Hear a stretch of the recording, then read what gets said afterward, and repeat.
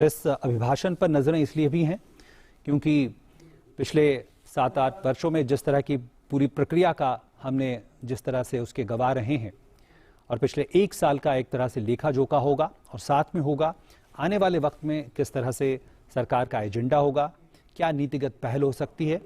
निश्चित तौर पर बजट से पहले ये अभिभाषण एक तरह से फ्रेमवर्क या कहें एक रोड मैप भी सामने रखता है। अब यहां एक बार फिर से ट्रम्पेट बजाकर राष्ट्रपति महोदय का केंद्रीय कक्ष में स्वागत किया जाएगा राष्ट्रपति के अंगरक्षकों द्वारा।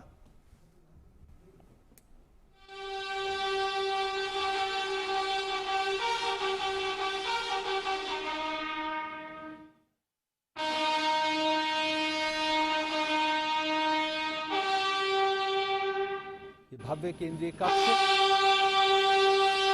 जहां संसद के दोनों सदनों के तमाम सदस्य मौजूद रहते हैं। बेहद अनोखा अवसर, ऐसे मौके बेहद कम आते हैं जब दोनों सदनों के सदस्य एक साथ जुटते हैं। और कोविड काल है और कोविड काल की परिस्थितियों को देखते हुए भी इस बार संसद सत्र में कई बदलाव किए गए हैं। राज्यसभा लोकसभा की कार्रवाइयां अलग अलग समय पर चलेंगी और अब नियत स्थान पर तमाम गणमान्य लोग पहुंचते हुए और अब इसके बाद राष्ट्रगान होगा।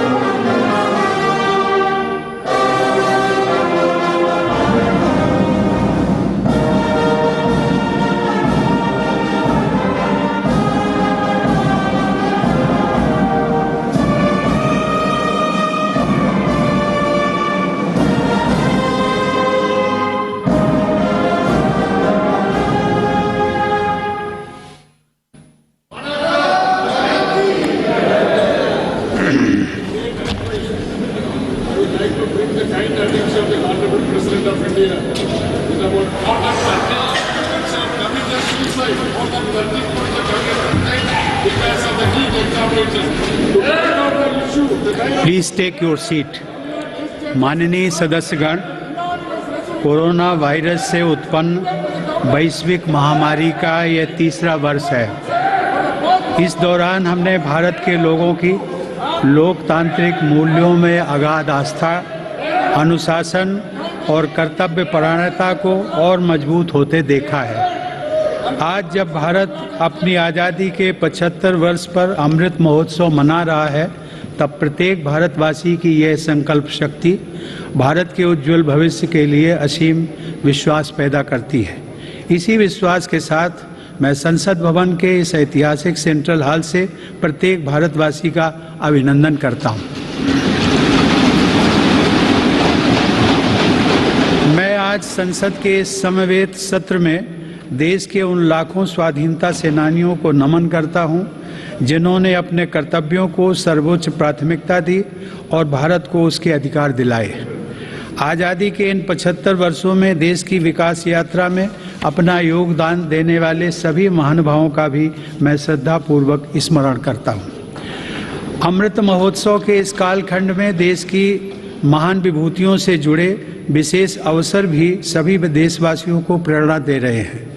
गुरु तेग बहादुर जी का 400वां प्रकाश वर्ष पर्व, श्री अरविंदो की 150वीं जन्म जयंती, V.O. चिदम्बरम पिल्लई का 150वां जन्म वर्ष और नेताजी सुभाष चंद्र बोस की 125वीं जन्म जयंती जैसे पुण्य अवसरों को मेरी सरकार पूरी भव्यता के साथ मना रही है।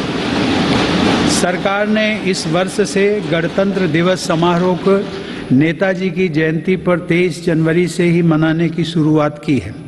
मेरी सरकार मानती है कि अतीत को याद रखना तथा उससे सीख लेना देश के सुरक्षित भविष्य के लिए बहुत ही जरूरी है। साहिबजादों के बलिदान की स्मृति में 26 दिसंबर को वीर बाल दिवस की घोषणा एवं 14 अगस्त को एवं 14 अगस्त को विभाजन विभीषिका स्मृति दिवस इसी सोच का परिचायक है। सरकार ने भगवान बिरसा मुंडा को श्रद्धांजलि स्वरूप उनके जन्म दिवस 15 नवंबर को जनजातीय गौरव दिवस के रूप में मनाने का भी निर्णय लिया।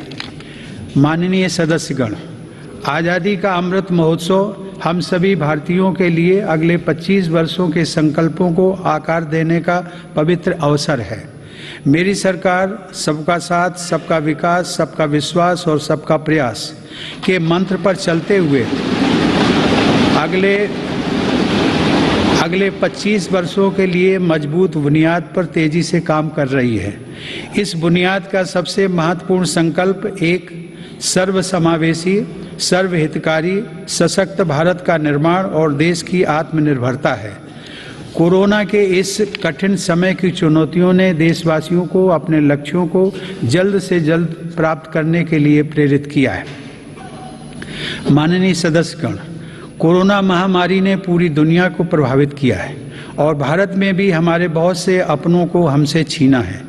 इन परिस्थितियों में केंद्र से लेकर राज्यों तक हमारी सभी सरकारों, स्थानीय शासन और प्रशासन, हमारे डॉक्टर्स, नर्सेज और हेल्थ वर्कर्स, हमारे वैज्ञानिकों और उद्यमियों सभी ने एक टीम के रूप में काम किया है। सरकार और नागरिकों के बीच यह परस्पर विश्वास, समन्वय और सहयोग लोकतंत्र की ताकत का अभूतपूर्व उदाहरण है। इसके लिए मैं देश के प्रत्येक हेल्थ और फ्रंट लाइन वर्कर का, हर देशवासी का अभिनंदन करता हूं। कोविड-19 के खिलाफ इस लड़ाई में भारत के सामर्थ्य का प्रमाण कोविड वैक्सीनेशन प्रोग्राम में नजर आया है। हमने 1 साल से भी कम समय में 150 करोड़ से भी ज़्यादा वैक्सीन डोज लगाने का रिकॉर्ड पार किया है। आज हम पूरी दुनिया में सबसे ज़्यादा वैक्सीन डोज देने वाले अग्रणी देशों में से एक हैं। इस अभियान की सफलता ने देश को एक ऐसा रक्षा कवच दिया है जिससे हमारे नागरिकों की सुरक्षा भी बढ़ी है और उनका मनोबल भी बढ़ा है।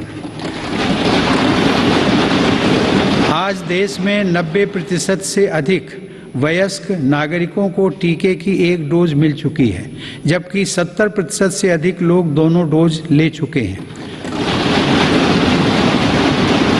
हर घर दस्तक अभियान के माध्यम से सरकार बाकी लोगों तक भी पहुंच रही है।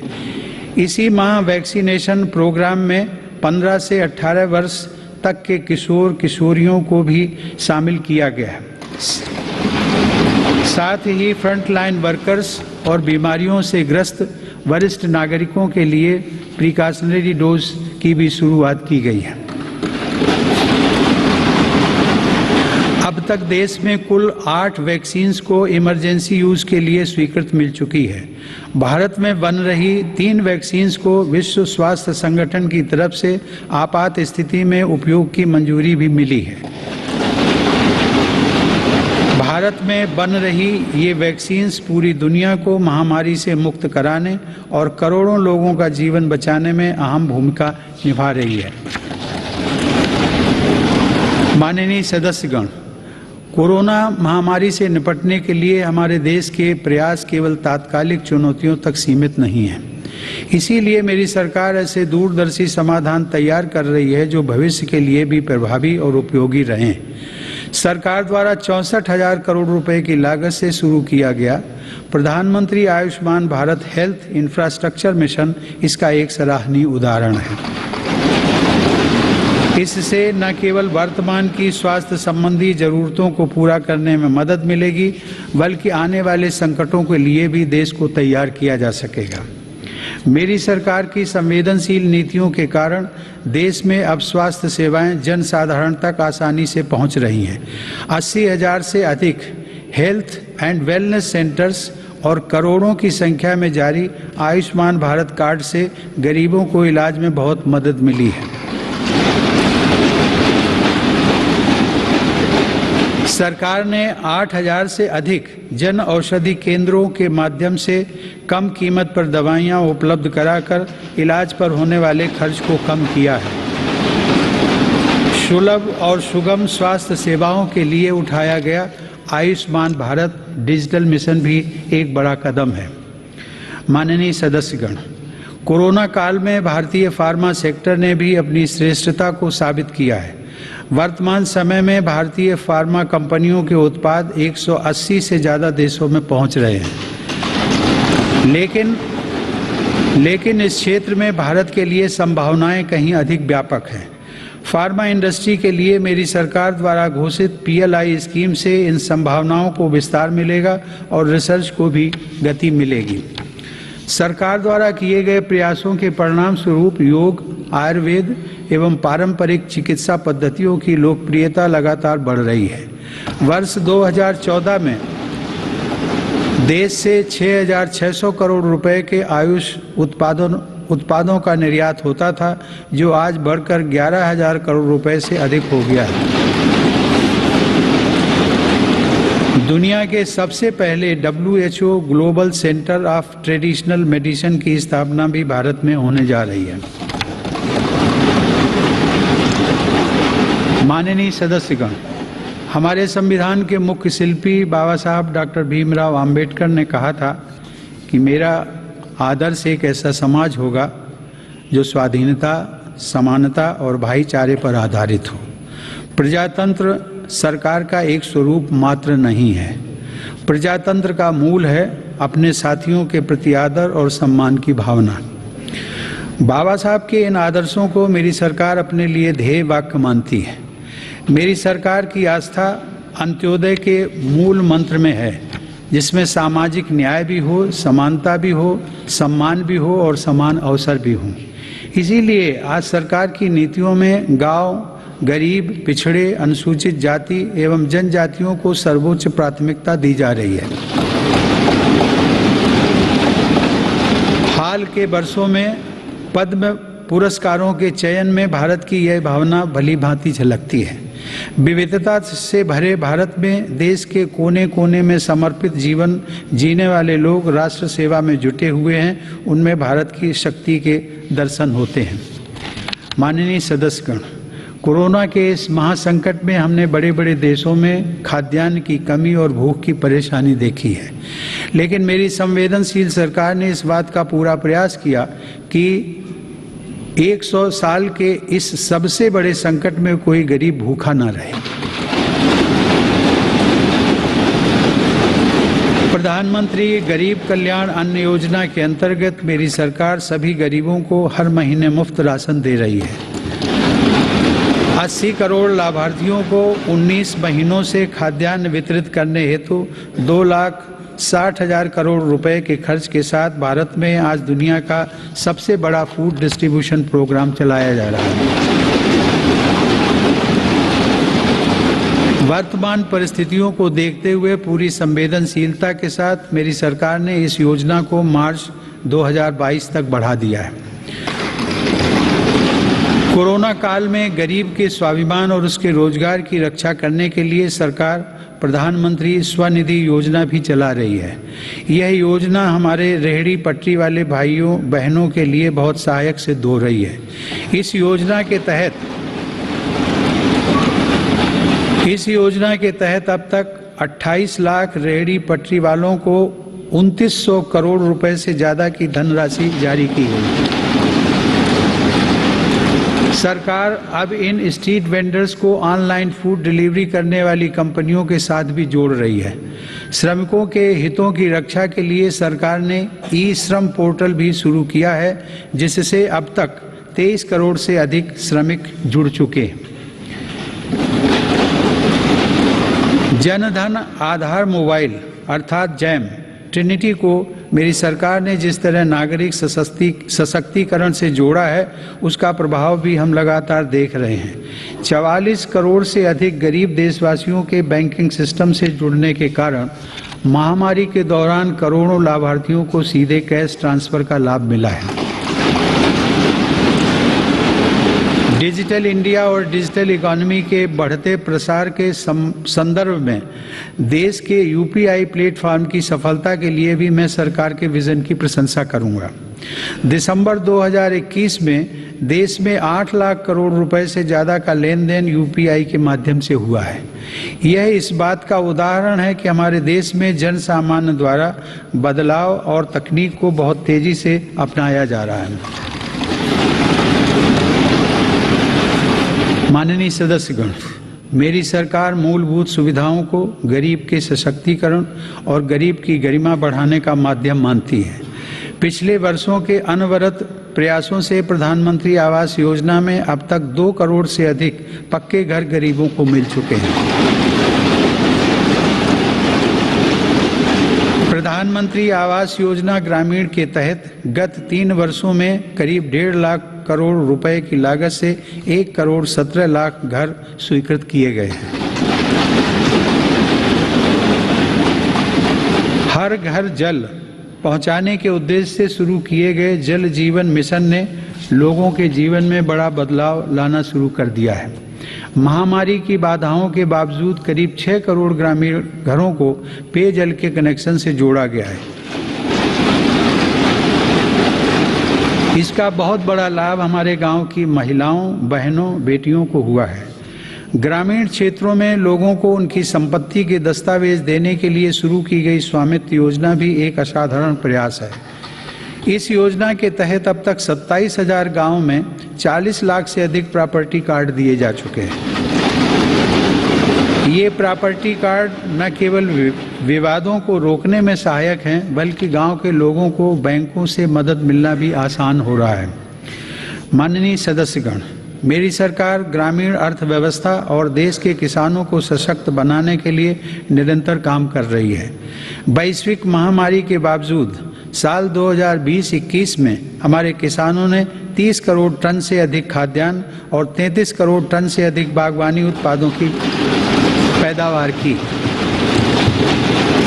सरकार ने रिकॉर्ड उत्पादन को ध्यान में रखते हुए रिकॉर्ड सरकारी खरीद की है। रबी की फसल के दौरान 433 लाख मीट्रिक टन गेहूं की खरीद की गई, जिससे लगभग 50 लाख किसानों को सीधा फायदा पहुंचा है। खरीफ की फसल के दौरान रिकॉर्ड लगभग 900 लाख मीट्रिक टन धान की खरीद की गई, जिससे 1 करोड़ 30 लाख किसान लाभान्वित हुए। सरकार के प्रयासों से देश का कृषि निर्यात भी रिकॉर्ड स्तर पर बढ़ा है।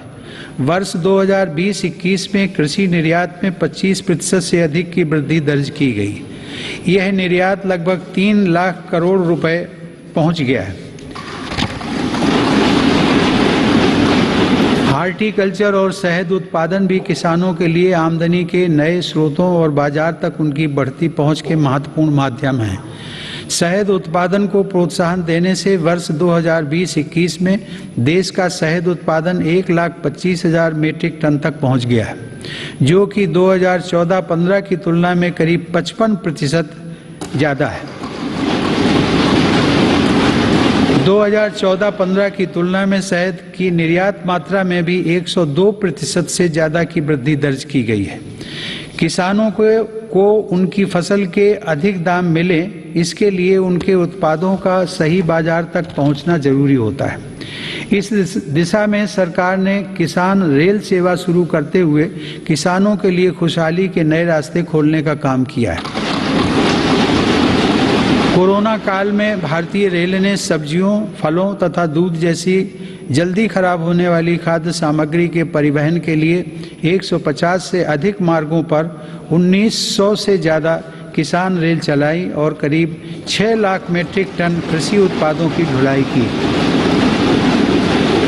यह इस बात का उदाहरण है कि अगर सोच नई हो तो पुराने संसाधनों से भी नए रास्ते बनाए जा सकते हैं। माननीय सदस्यगण, कृषि क्षेत्र में देश की सतत सफलता और बढ़ते सामर्थ्य का सबसे बड़ा श्रेय मैं देश के छोटे किसानों को देना चाहता हूँ। देश के 80% किसान छोटे किसान ही हैं, जिनके हितों को मेरी सरकार ने हमेशा केंद्र में रखा है। प्रधानमंत्री किसान सम्मान निधि के माध्यम से 11 करोड़ से अधिक किसान परिवारों को 1,80,000 करोड़ रुपए दिए गए। इस निवेश से कृषि क्षेत्र में आज बड़े बदलाव दिखाई दे रहे हैं। फसल बीमा योजना में नए बदलावों का लाभ भी देश के छोटे किसानों को हुआ है। इन बदलावों के बाद से अब तक 8 करोड़ से अधिक किसानों को मुआवजा के तौर पर 1 लाख करोड़ रुपए से ज़्यादा की राशि दी जा चुकी है।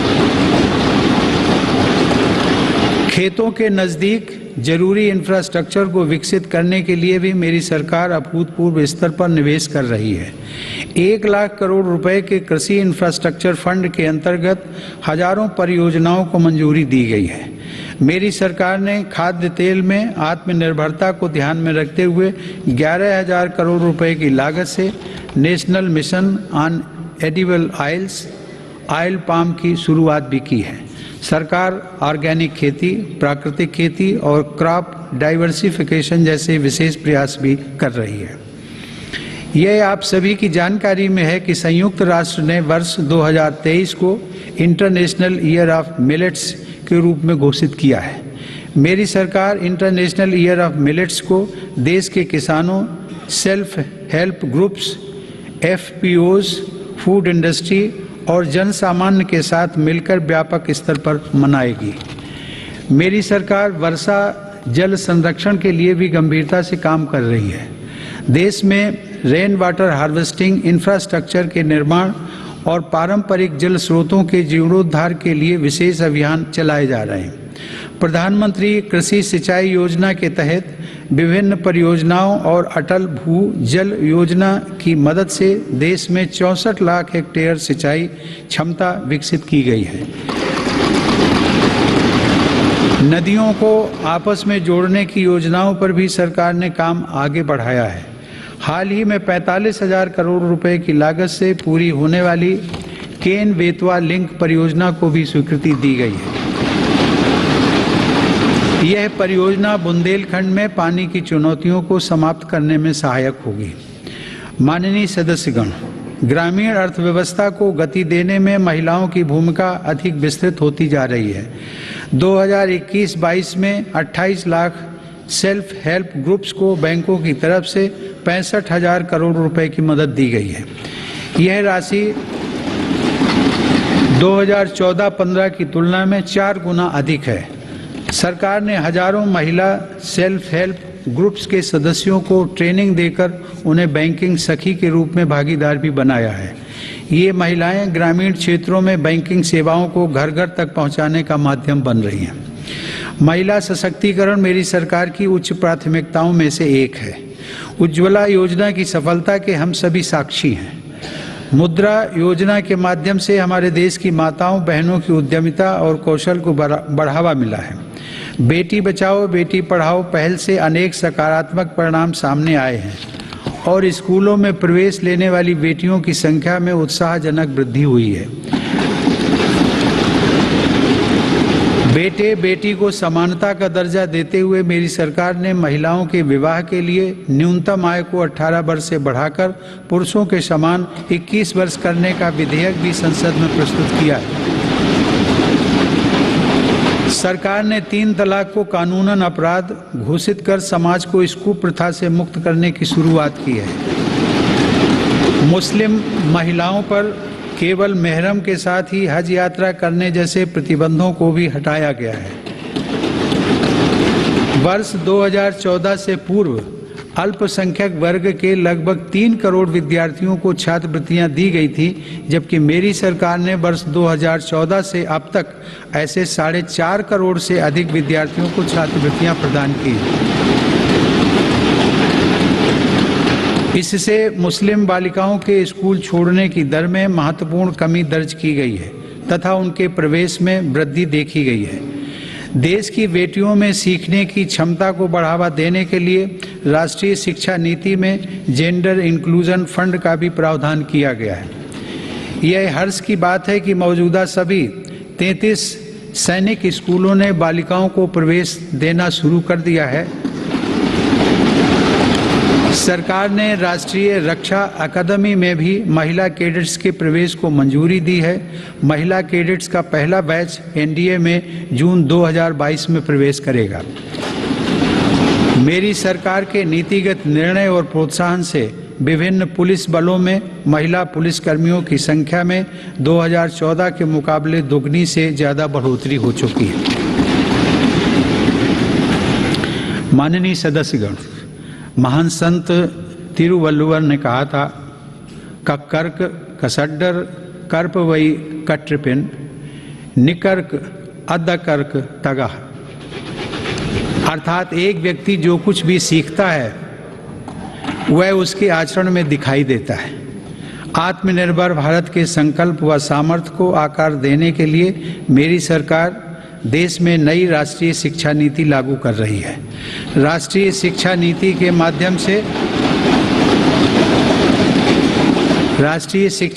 के माध्यम से स्थानीय भाषाओं को भी प्रोत्साहित किया जा रहा है। स्नातक पाठ्यक्रमों की महत्वपूर्ण प्रवेश परीक्षाएं भारतीय भाषाओं में भी संचालित करने पर जोर दिया जा रहा है। इस वर्ष 10 राज्यों के 19 इंजीनियरिंग कॉलेजों में 6 भारतीय भाषाओं में पढ़ाई शुरू हो रही है। स्किल इंडिया मिशन के तहत ITI, जन शिक्षण संस्थान और प्रधानमंत्री कौशल केंद्रों के जरिए पूरे देश में 2.25 करोड़ से अधिक युवाओं का कौशल विकास हुआ है।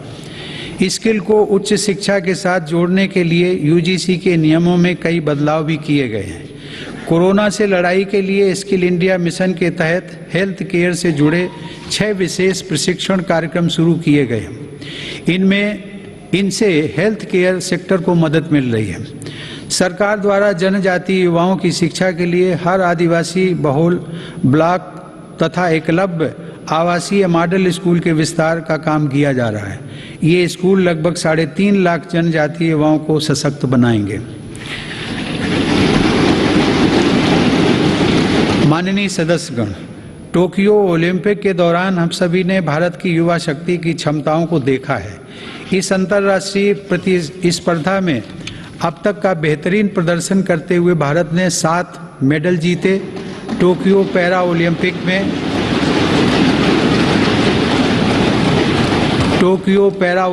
में भी भारतीय पैरा एथलीटों ने 19 पदक जीतकर रिकॉर्ड कायम किया।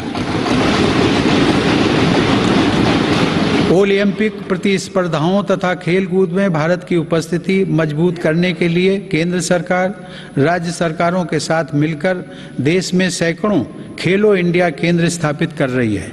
पैरा स्पोर्ट्स में दिव्यांग युवाओं को ट्रेनिंग देने के लिए सरकार ने ग्वालियर में आधुनिक सुविधाओं से युक्त सेंटर फॉर डिसेबिलिटी स्पोर्ट्स की स्थापना भी की है। माननीय सदस्यगण, दिव्यांग जनों के लिए सुगमता, समानता और सम्मानपूर्ण जीवन के अवसर प्रदान करना एक समाज के रूप में हमारी सामूहिक जिम्मेदारी है। इस दिशा में आज सुगम्य भारत अभियान हमारी राष्ट्रीय संवेदना का परिचय दे रहा है। दिव्यांग जनों का जीवन बदलने के लिए देश में निःशुल्क सहायक उपकरणों से लेकर कॉकलियर इम्प्लांट सर्जरी जैसे प्रोग्राम चलाए जा रहे हैं। इन कार्यक्रमों के अंतर्गत अब तक 25 लाख से अधिक दिव्यांग व्यक्तियों को सहायता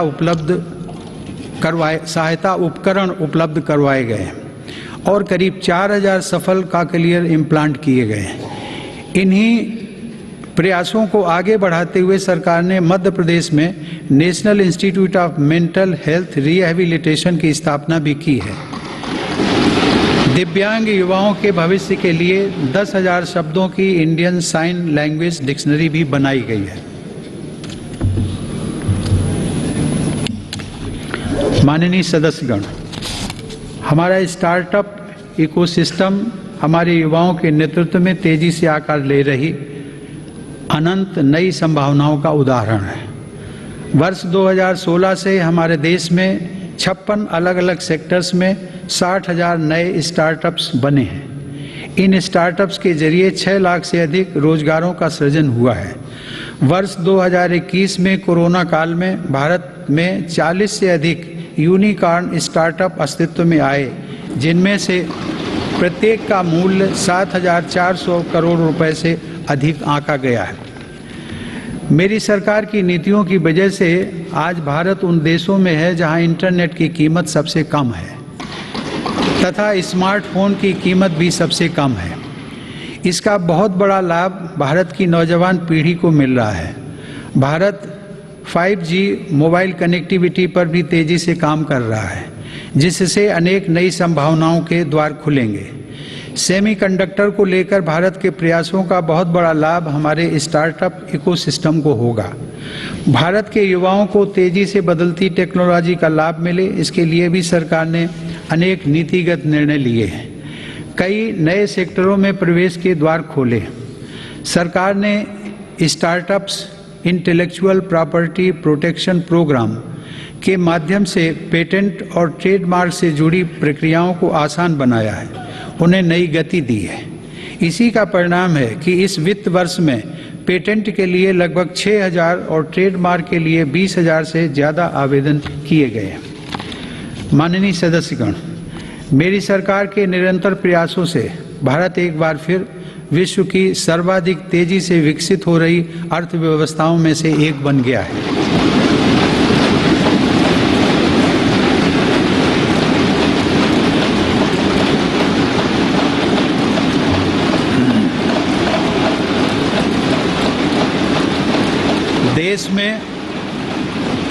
देश में जीएसटी कलेक्शन पिछले कई महीनों से निरंतर 1 लाख करोड़ रुपए से ऊपर बना हुआ है।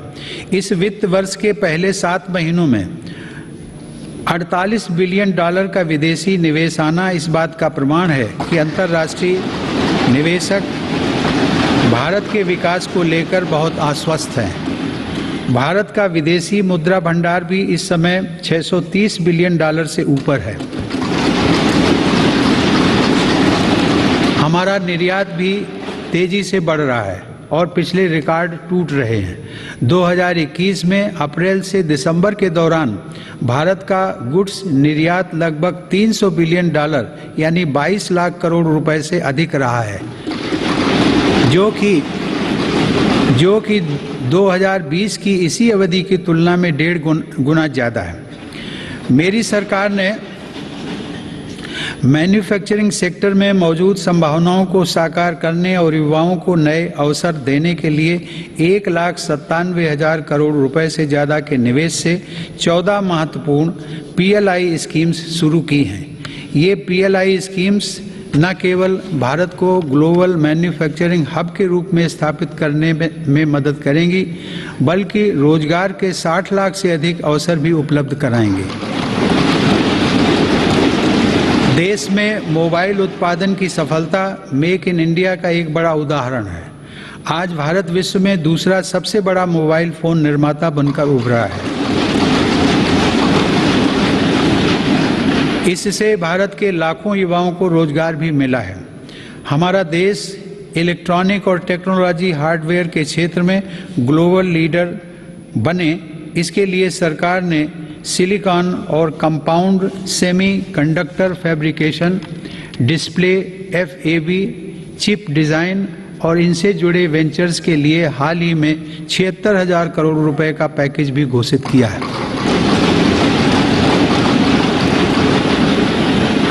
मेरी सरकार नए क्षेत्रों के साथ साथ उन पारंपरिक क्षेत्रों में भी देश की स्थिति को पुनः मजबूत बना रही है जिनमें हमारे पास सैकड़ों वर्षों का अनुभव है। इसी दिशा में मेरी सरकार द्वारा वस्त्र उद्योग के विकास के लिए करीब 4,500 करोड़ रुपए के निवेश से 7 मेगा इंटीग्रेटेड टेक्सटाइल रीजन और अपैरल पार्क बनाए जा रहे हैं। इससे देश में इंटीग्रेटेड टेक्सटाइल वैल्यू चेन तैयार होगी। ये मेगा टेक्सटाइल पार्क्स भारतीय तथा विदेशी निवेशकों को भी आकर्षित करेंगे और रोजगार के लाखों नए अवसर पैदा करेंगे। माननीय सदस्यगण, भारत की समृद्धि में बड़े उद्योगों के साथ सूक्ष्म एवं लघु उद्योगों की भूमिका बहुत महत्वपूर्ण है। हमारे MSMEs हमारी अर्थव्यवस्था का मेरुदंड रहे हैं और आत्मनिर्भर भारत को गति प्रदान करते रहे हैं। कोरोना काल में MSMEs को संकट से बचाने और जरूरी क्रेडिट उपलब्ध कराने के लिए सरकार ने 3 लाख करोड़ रुपए के कोलेटरल फ्री लोन्स की व्यवस्था की। हाल के अध्ययनों से यह स्पष्ट हुआ है कि इस योजना की सहायता से 13.5 लाख MSME यूनिट्स को जीवन दान दिया गया और 1.5 करोड़ रोजगार भी सुरक्षित किए गए।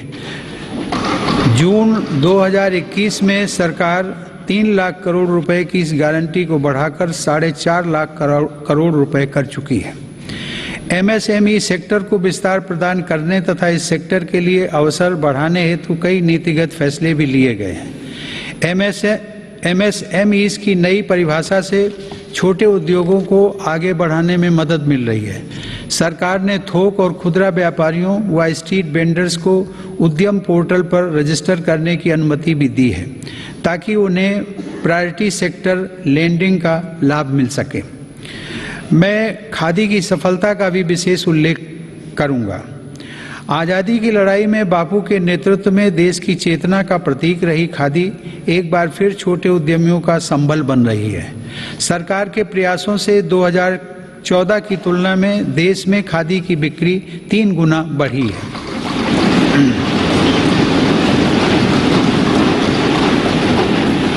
माननीय सदस्यगण, किसी भी देश के विकास का आधार वहाँ का इंफ्रास्ट्रक्चर होता है। मेरी सरकार की दृष्टि में इंफ्रास्ट्रक्चर सामाजिक असमानता को पाटने वाला सेतु भी है। इंफ्रास्ट्रक्चर पर होने वाले निवेश से न केवल लाखों नए रोजगार पैदा होते हैं बल्कि इसका एक गुणात्मक प्रभाव भी होता है। इससे व्यापार करना सुगम होता है, परिवहन की गति बढ़ती है और हर सेक्टर में आर्थिक गतिविधियों में वृद्धि होती है। मेरी सरकार ने इंफ्रास्ट्रक्चर विकास के कार्यों को और अधिक गति प्रदान करने के लिए अलग अलग मंत्रालयों के कामकाज को प्रधानमंत्री गति शक्ति राष्ट्रीय मास्टर प्लान के रूप में एक साथ जोड़ा है। यह प्लान भारत में मल्टी मॉडल ट्रांसपोर्ट के एक नए युग का प्रारंभ करने जा रहा है। भविष्य के भारत में रेलवेज, हाईवेज और एयरवेज अलग अलग और अलग थलग इंफ्रास्ट्रक्चर नहीं होंगे बल्कि एक देश के एकजुट संसाधन के तौर पर काम करेंगे। ग्रामीण क्षेत्रों में सड़कों, संसाधनों और इंफ्रास्ट्रक्चर के निर्माण से देश की उन संभावनाओं को उड़ान मिल रही है जो दशकों से उपेक्षित पड़ी थी। प्रधानमंत्री ग्राम सड़क योजना की उपलब्धियां गर्व करने योग्य हैं। वर्ष 2020-21 में ग्रामीण इलाकों में 100 किलोमीटर प्रतिदिन से अधिक की रफ्तार से 36,500 किलोमीटर सड़कें बनाई गई हैं और हजारों रिहायशी क्षेत्रों को ऑल वेदर रोड कनेक्टिविटी से जोड़ा गया है। आज देश के नेशनल हाईवेज भी पूरब से पश्चिम और उत्तर से दक्षिण पूरे देश को एक साथ जोड़ रहे हैं। मार्च 2014 में हमारे देश में राष्ट्रीय राजमार्गों की कुल लंबाई 90,000 किलोमीटर थी, जबकि आज उनकी लंबाई बढ़कर 1,40,000 किलोमीटर से अधिक हो गई है। भारतमाला परियोजना के अंतर्गत लगभग 6 लाख करोड़ रुपए की लागत से 20,000 किलोमीटर से अधिक लंबाई के राजमार्गों पर काम किया जा रहा है। इनमें 23 ग्रीन एक्सप्रेसवेज और ग्रीन फील्ड कॉरिडोर्स का विकास भी शामिल है।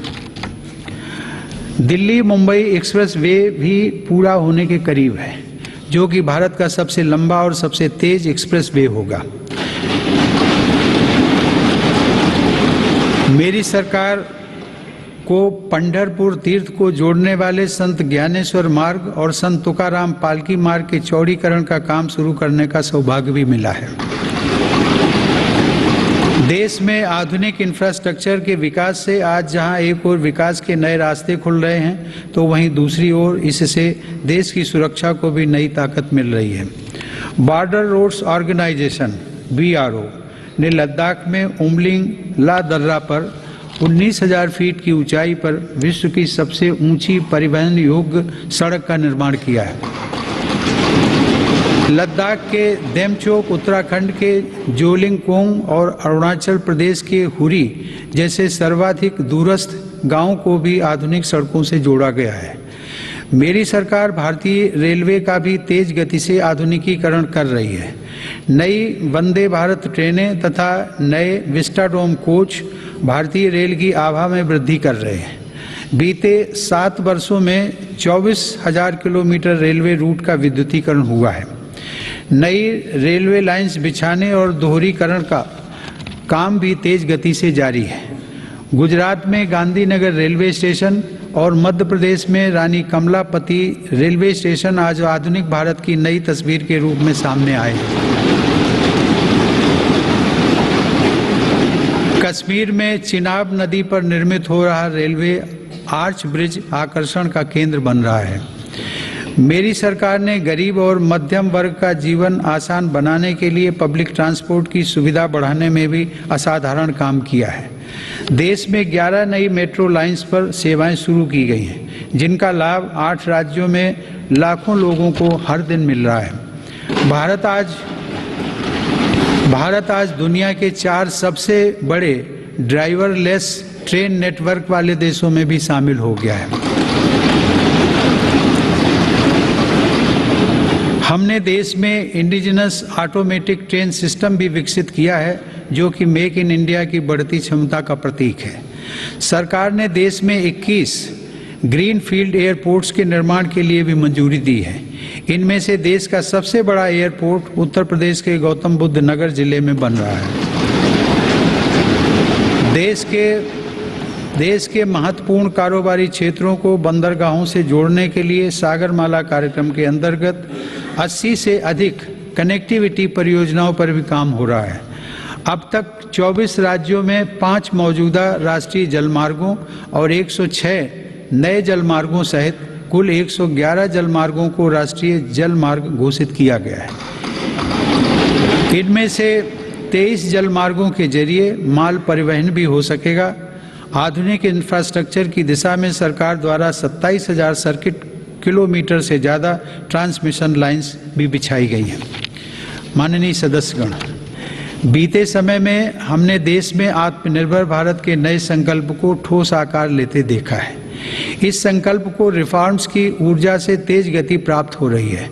नए लेबर रिफॉर्म्स से लेकर बैंकिंग रिफॉर्म्स और इंसॉल्वेंसी एंड बैंक्रप्सी कोड तक सुधारों का यह क्रम बिना रुके अनवरत चल रहा है।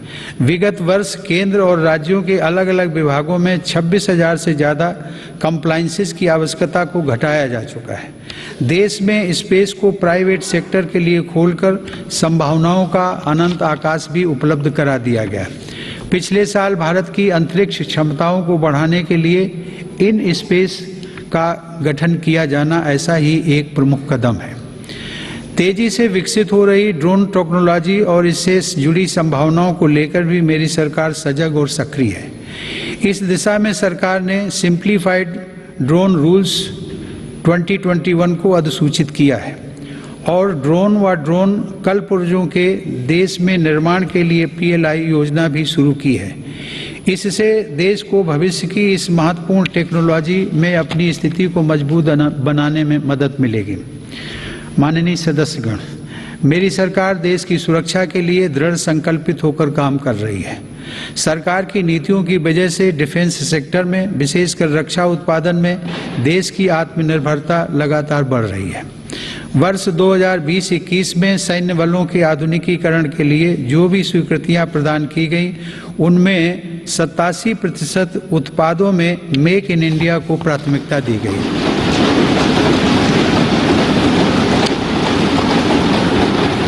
इसी प्रकार 2020-21 में 98% उपकरणों से जुड़े अनुबंधों में मेक इन इंडिया को प्राथमिकता दी गई है।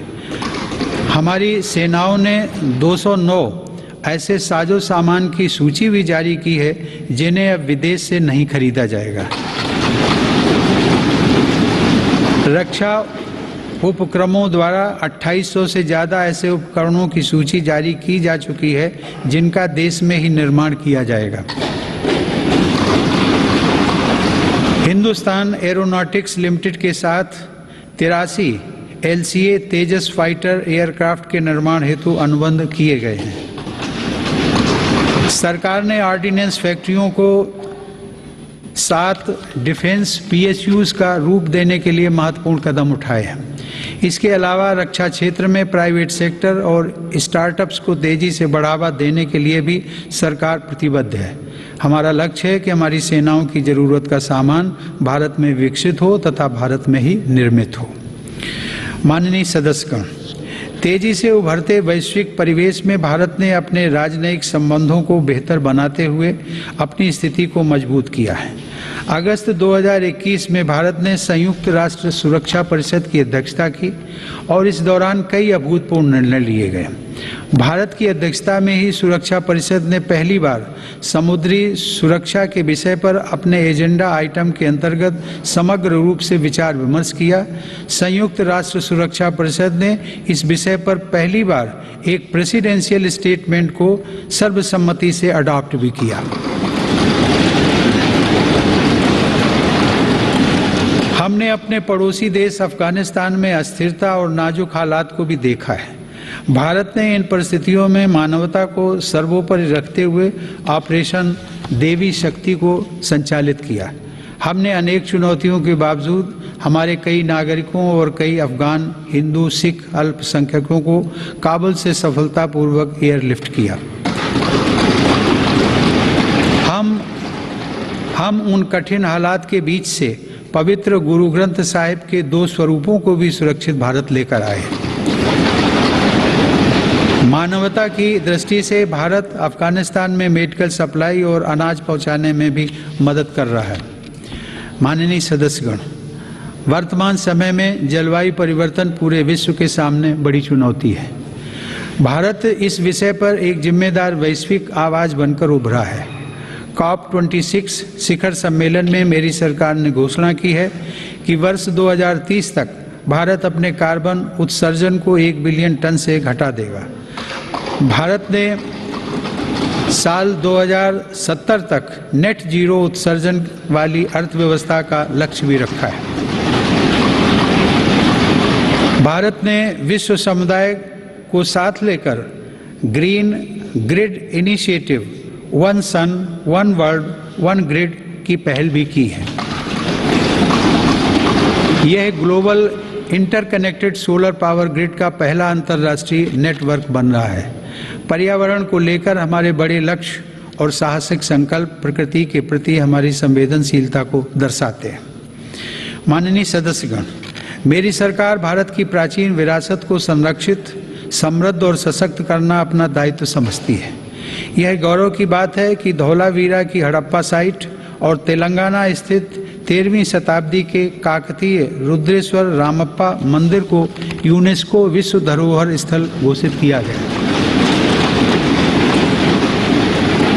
प्रयागराज कुंभ मेले के बाद यूनेस्को की अमूर्त सांस्कृतिक विरासत सूची में कोलकाता की प्रतिष्ठित दुर्गा पूजा को भी शामिल किया गया। सरकार की यह भी प्राथमिकता रही है कि भारत की अमूल्य धरोहरों को देश में वापस लाया जाए। 100 वर्ष पूर्व भारत से चोरी हुई मां अन्नपूर्णा देवी की मूर्ति को वापस लाकर काशी विश्वनाथ मंदिर में स्थापित किया गया।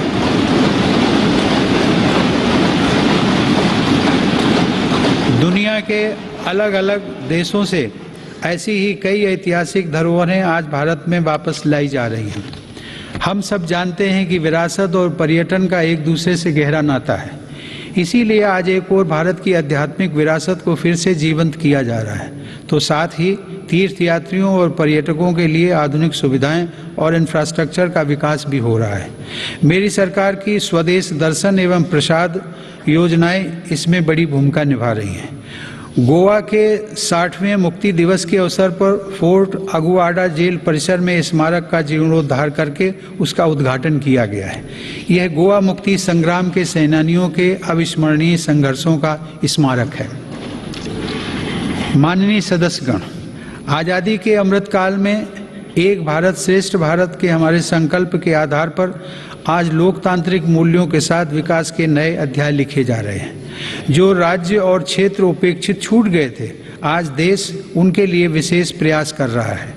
जम्मू कश्मीर और लद्दाख क्षेत्र में विकास के नए युग का आरंभ इसका एक बड़ा उदाहरण है। मेरी सरकार ने जम्मू कश्मीर के औद्योगिक विकास के लिए लगभग 28,000 करोड़ रुपए की लागत से नई सेंट्रल सेक्टर स्कीम शुरू की है।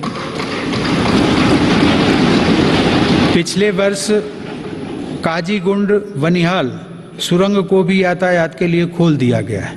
श्रीनगर से शारजाह तक की अंतर्राष्ट्रीय उड़ानें भी शुरू हो गई हैं।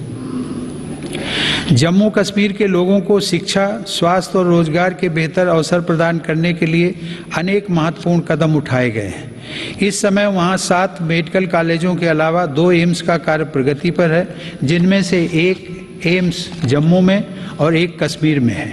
IIT जम्मू और IIM जम्मू का निर्माण कार्य भी तेजी से चल रहा है। लद्दाख संघ राज्य क्षेत्र में इंफ्रास्ट्रक्चर और आर्थिक विकास को तेजी से आगे बढ़ाने के लिए सिंधु इंफ्रास्ट्रक्चर डेवलपमेंट कॉरपोरेशन की स्थापना की गई है। लद्दाख की इस विकास यात्रा में एक और उपलब्धि सिंधु सेंट्रल यूनिवर्सिटी के रूप में जुड़ रही है। माननीय सदस्यगण, मेरी सरकार पूर्वोत्तर के सभी राज्यों अरुणाचल प्रदेश, असम, मणिपुर, मेघालय, मिजोरम, नागालैंड, सिक्किम और त्रिपुरा के सतत विकास के लिए प्रतिबद्ध है। इन राज्यों में हर स्तर पर बुनियादी और आर्थिक अवसरों का विकास किया जा रहा है। रेल और हवाई कनेक्टिविटी जैसी सुविधाओं का सपना पूर्वोत्तर के लोगों के लिए अब साकार हो रहा है। यह देश के लिए गर्व का विषय है कि पूर्वोत्तर राज्यों की सभी राजधानियां मेरी सरकार के प्रयास से अब रेलवे के नक्शे पर आ रही हैं।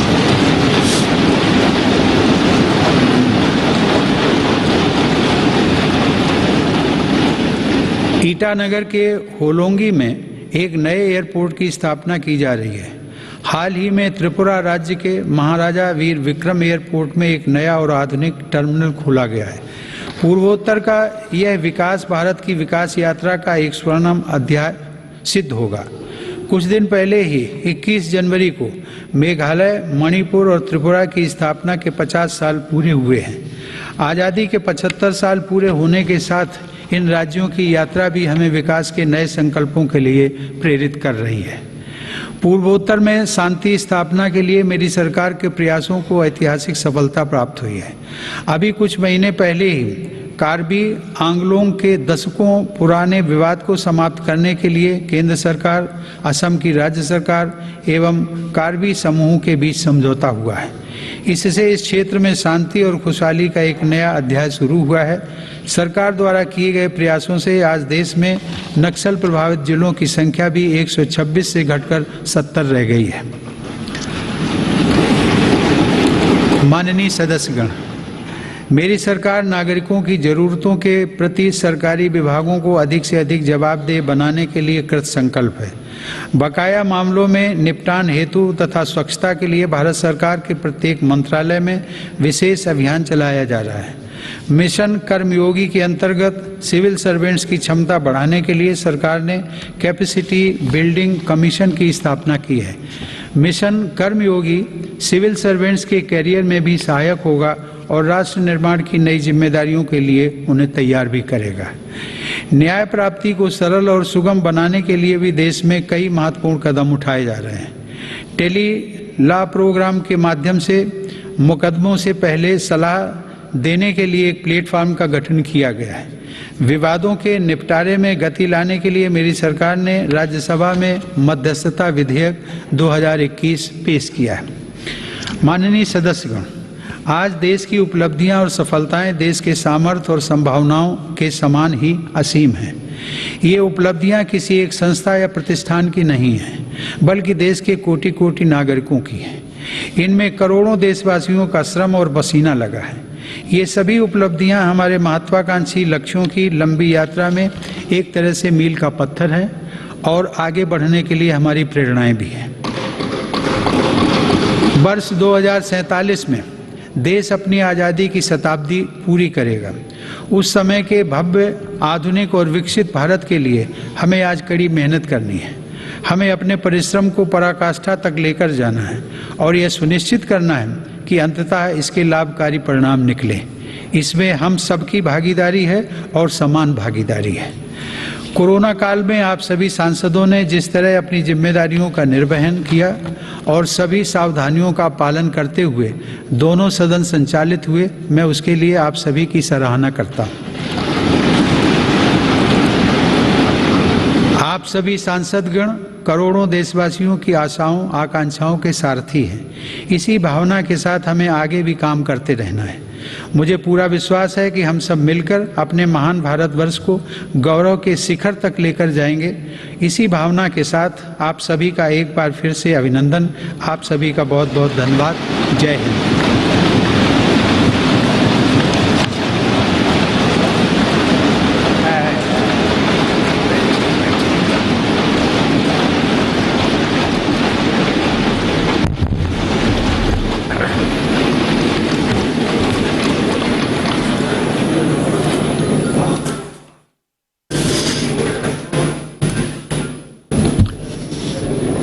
Honorable President, Subscribe to our YouTube channel and don't forget to press the bell icon to get all the latest